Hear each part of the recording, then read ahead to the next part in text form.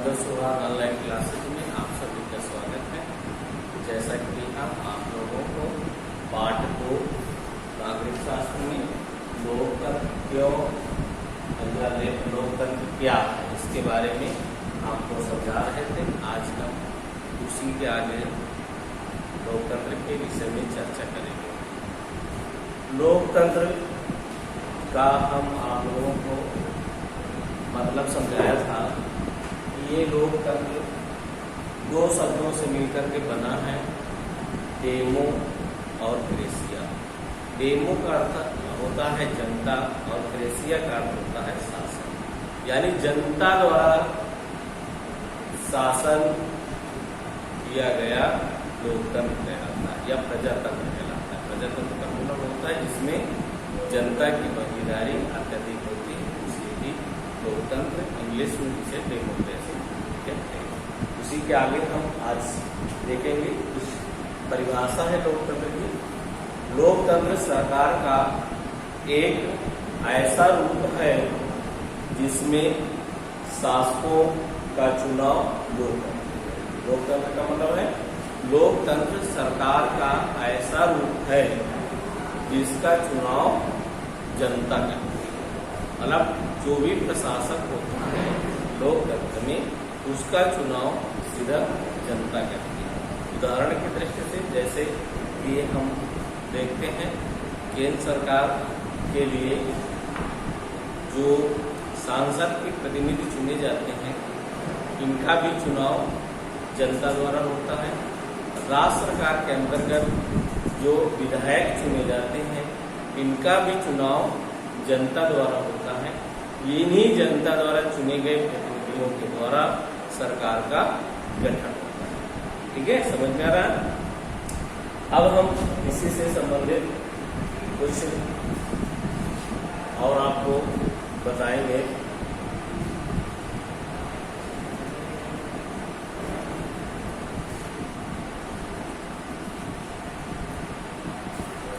लोकतंत्र के गुणों पर चर्चा करेंगे थोड़ा सा। लोकतंत्र के गुण, इसके मतलब लोकतंत्र के गुण क्या है, ये लोकतंत्र के गुण आप समझ लीजिए। लोकतंत्र दुनिया भर में सभी जगह लोकतंत्र चाहते हैं। जिन देशों में पहले लोकतांत्रिक शासन प्रणाली नहीं थी वहां भी अब इसे अपनाया जा रहा है। सभी महान लोगों ने लोकतंत्र के बारे में अच्छी अच्छी बातें कही हैं। मतलब कहने का तात्पर्य ये है कि जिन देशों में लोकतंत्र की व्यवस्था नहीं थी वहाँ की जनता भी अब लोकतंत्र चाहती है। तो इसके में कुछ वैज्ञानिक हैं या राजनीतिज्ञ हैं जो अपने अपने मत रखते हैं। लेकिन कह रहा है लिंग 2 मैडम ने तो कहा था कि हमें किसी चीज को सिर्फ इसलिए नहीं मान लेना चाहिए कि बाकी सभी ने उसे मान लिया है। या ऐसा नहीं हो सकता कि बाकी सभी लोग गलत रास्ते पर चल रहे हैं। मतलब इसके कहने का है कि मतलब लोकतंत्र को हमें इस तरीके से नहीं मान लेना चाहिए कि अगर दूसरी देश अपना रहे हैं तो हम भी उसी तरीके से कार्य करें। इसमें जो मेन आपका लोकतंत्र से संबंधित है इसको देखेंगे। लोकतांत्रिक शासन पद्धति दूसरों से बेहतर है क्योंकि यह शासन का अधिक जवाबदेही वाला स्वरूप है। मतलब लोकतंत्र जो होता है लोकतांत्रिक शासन होता है दूसरे शासनों से बेटर होता है क्योंकि इस शासन में जवाबदेही अधिक होती है। यानी जनता अपना बात सरकार के समक्ष रख सकती है और उसके कारण की भी जानकारी कर सकती है। जैसे हम आपको एक उदाहरण बताया था कि जनता का सबसे बड़ा हथियार मिला हुआ है RTI 2005 जो कि संवैधानिक व्यवस्था के तहत है। RTI 2005 हम इसके द्वारा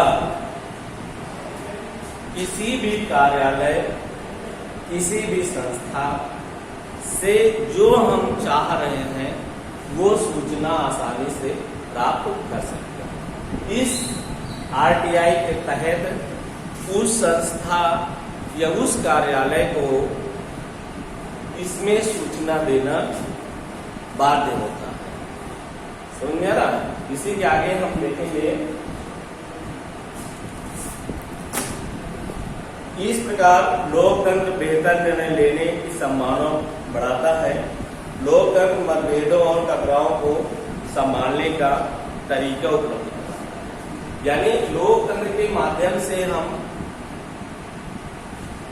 बहुत सी चीजों के बारे में भी जानते हैं, जिसमें आपसी मतभेद और जो आपसी टकराव होता है, इसके विषय में भी लोकतंत्र हमें संभलने का तरीका बताता है।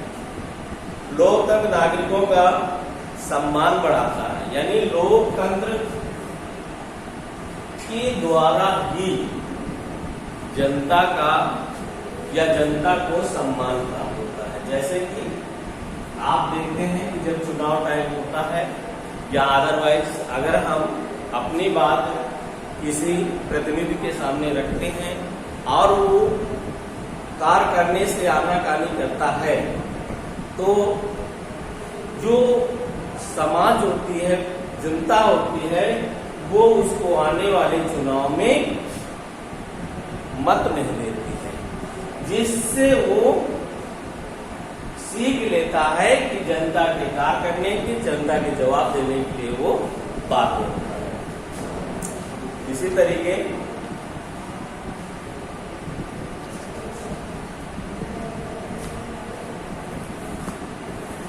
कुछ लोकतंत्र की प्रमुख विशेषताएं हैं, इसके बारे में हम जानेंगे। लोकतंत्र भ्रष्टाचार को बढ़ावा देता है क्योंकि यह चुनावी प्रतिस्पर्धा पर आधारित है। देखिए, जहाँ कुछ अच्छाइयाँ होती हैं वहाँ बुराइयाँ भी होती हैं। किसी को अपने अपने अनुसार सभी विद्वानों ने अपने अपने मत प्रस्तुत किए हैं। उसी में कह रहे हैं लोकतंत्र भ्रष्टाचार को बढ़ावा देता है क्योंकि यह चुनावी प्रतिस्पर्धा पर आधारित होता है।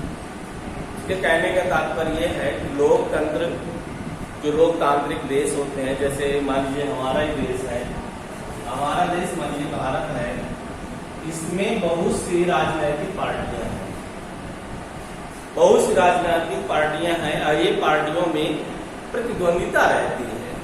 अपने को सर्वश्रेष्ठ दिखाने के लिए, चुनाव को जीतने के लिए इनमें आपस में प्रतिद्वंदिता रहती है। तो यही इसके कहने का मतलब है कि लोकतंत्र में चुनावी प्रतिस्पर्धा ज्यादा रहती है। एक दूसरे को पछाड़ने या हराने के हमेशा जुगाड़ में विपक्ष पार्टियां लगी रहती हैं। अगला पॉइंट है, निर्वाचित नेता लोगों के सर्वश्रेष्ठ हितों से परिचित नहीं होते हैं, ऐसे में वो अनेक निर्णय करते हैं। इसका मतलब है जैसे आपका लोक सभा का चुनाव होता है, इसका प्रतिनिधि जो होता है संसद होता है, सांसद होता है। तो सांसद जो होता है ये इसका क्षेत्र बहुत बड़ा होता है। ये सांसद जो क्षेत्र होता है, जैसे अपने जिले में, फतेहपुर जिले में सांसद की सिर्फ एक सीट है, जो कि अपना डिस्ट्रिक्ट बहुत बड़ा है और इस प्रतिनिधि के लिए हर जगह में जा करके जानकारी प्राप्त करना, वहाँ की व्यवस्थाओं के बारे में जानकारी करना असंभव होता है। ये इसके कहने का तात्पर्य है। अगला पॉइंट है, लोकतंत्र में नेता बदलते रहते हैं, यह अस्थिरता का कारण बनता है। यानी लोकतंत्र में क्या होता है, हर 5 वर्ष में नेता का चुनाव होता है, बहुत से नेता उन्हें बदल जाते हैं और कुछ बने भी रहते हैं। लेकिन कहने का तात्पर्य यह है कि लोकतंत्र व्यवस्था में जो चुनाव होता है वो बराबर चलता रहता है और प्रतिनिधि बदलते रहते हैं। अगला पॉइंट है, लोकतंत्र राजनैतिक प्रतिद्वंदिता एवं शक्ति का खेल है, इसमें नैतिकता के लिए कोई स्थान नहीं। कहने का तात्पर्य है कि राजनैतिक जो प्रतिद्वंदिता होती है, ये जैसे हमने आपको बताया कि जैसे प्रेजेंट में मान लीजिए भाजपा है, बीजेपी और कांग्रेस मान लो एक दूसरे के प्रतिद्वंदी है, और ये दोनों में ये स्पर्धा बनी रहती है एक दूसरे को कमजोर दिखाने के लिए या एक दूसरे को नीचा दिखाने के लिए, जिससे कि हम जनता के बीच में अपनी फाइट बराबर बनाए रखें। ये कहने का तात्पर्य है कि लोकतंत्र राजनीतिक प्रतिद्वंदिता एवं शक्ति का खेल है और इसमें नैतिकता की कोई स्थान नहीं होता। अगला पॉइंट है, जन साधारण को यह पता नहीं होता कि उनके लिए क्या करना अच्छा है और उन्हें कोई निर्णय नहीं दिया जाता है।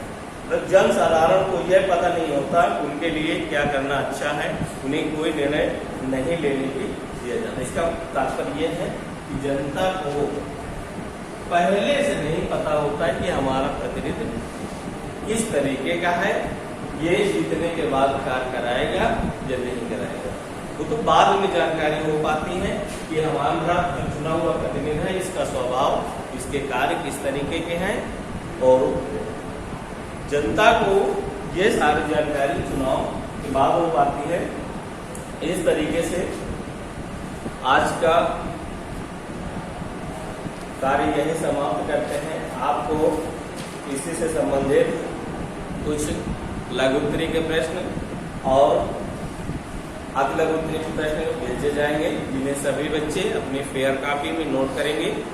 होमवर्क में अति लघु उत्तरीय के प्रश्न याद करना है। धन्यवाद।